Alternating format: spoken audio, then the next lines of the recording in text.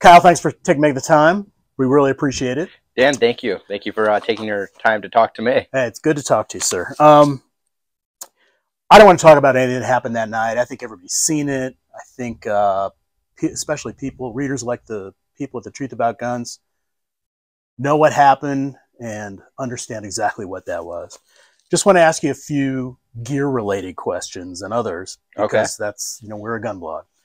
I think our readers saw what happened and how you handled yourself in an extremely stressful situation, being attacked by multiple people at multiple angles, and were struck by the way you dealt with that.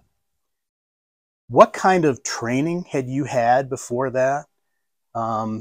In any way, had you gone through any kind of formal training? Had you taken tactical classes, self-defense classes? Can you tell us a little bit about that? No, I have no tactical training. I mean, I was a police explorer where I've got bare minimum of okay, this is how you load a gun, and maybe put about 100 rounds to that AR.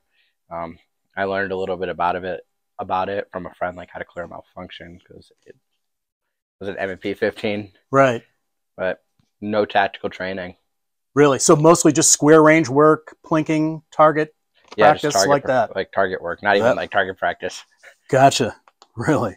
Obviously, you were open carrying that night. Yes, sir. Thinking back on what happened, do you think that affected what happened? In other words, if you had been carrying a concealed handgun, do you think what happened might have been different, might have not happened at all? What are your thoughts on that? I don't know. I don't know the answer to that one, but everybody there had a gun. Every single person, Antifa, BLM, the people putting out fires and protecting the businesses, everybody had a firearm that night. I would have preferred to carry a handgun, but for the state of Wisconsin, it's legal for me to carry a AR-15 rifle. Right. That rifle was completely legal, but to carry a pistol, it was illegal. So I could not carry that firearm. Otherwise, I would have. Understood. Was your rifle modified in any way? And if so, did that concern your attorneys, or was it a stock rifle just with a red dot? It was a completely stock rifle just with a red dot. You said in previous interviews, I know you're trying to get the rifle back and you wanted it destroyed. Has that happened? Yes, that has happened. The state of Wisconsin has destroyed it, and there's actually a public video of it. We requested that it be filmed with the serial number read off, and that did happen. Very good. What was the motivation behind that? It's just not a firearm that I need anymore. I can get another AR-15. That gun should not be celebrated. It saved my life. It did its job. It was a useful tool in that moment. Mm-hmm. You said afterwards in a couple of interviews that you came away with all that with a case of PTSD. Yeah. That was obviously an incredibly stressful thing to go through. Is that still affecting you? And yeah. Every day it affects me in certain ways. How? I mean, you'll be thinking about things. You'll just be randomly doing things, and you'll just be staring up in space or just get randomly depressed or sad, and wake up with night terrors. You cold sweats, wake up with those. But you figure out things that help. I have an amazing girlfriend who's supportive. I have an amazing service dog. He's not with us today here, but he's a wonderful golden retriever, Milo, and he helps me out a lot. So, and then having great friends to talk to. A great psychiatrist, that helps too. Yeah.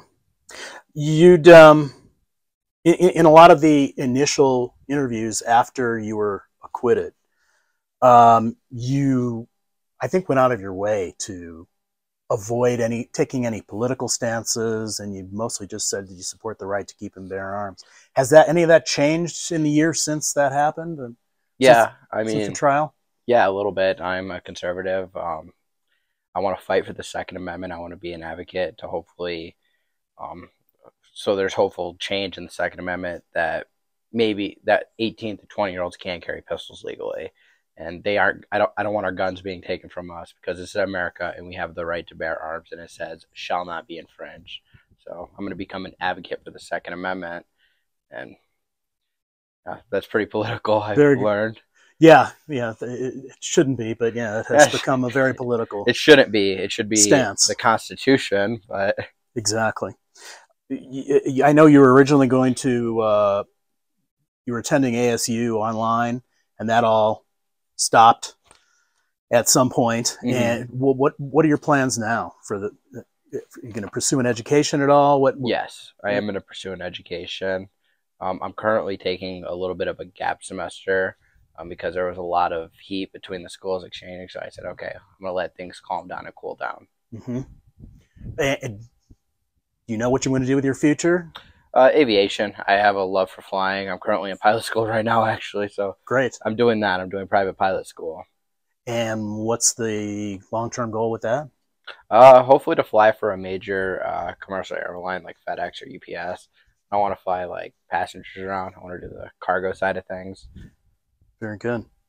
Almost a year later after the verdict, I imagine you're still very recognizable and a lightning rod for some people. I think we saw some of that last night. Yeah, I mean, you saw it firsthand at the event that National Association for Gun Rights held. They went crazy, as you see on the Reddit verse. Right. How do you deal with that on a day-to-day basis? I ignore it. Like, it's ridiculous. Like, I'm a free man. This is the United States of America. I should be able to go wherever I want and do whatever I want. Mm-hmm. Good. So your approach to dealing with your notoriety is just to forge ahead, live your life, and ignore the consequences. I think the place yesterday was called The Forge, right? Yes, it was. So great terminology. Yeah, I thought about that. Yeah, I mean, I'm just gonna live my life and keep doing what I'm doing, and people are trying to affect it. And yes, it is dramatically changed. There are places I can't go because it's unsafe. Like, I'll never be able to go. I heard Portland's beautiful. I'll never. I can't even say that with a straight face. I will never be able to go to like some of these states because people want to harass me there. I will never be able to live a normal 19-year-old life because of who I am. I can't like go out to places and be free of harassment or. So can you and your girlfriend go to a movie one night and go to dinner?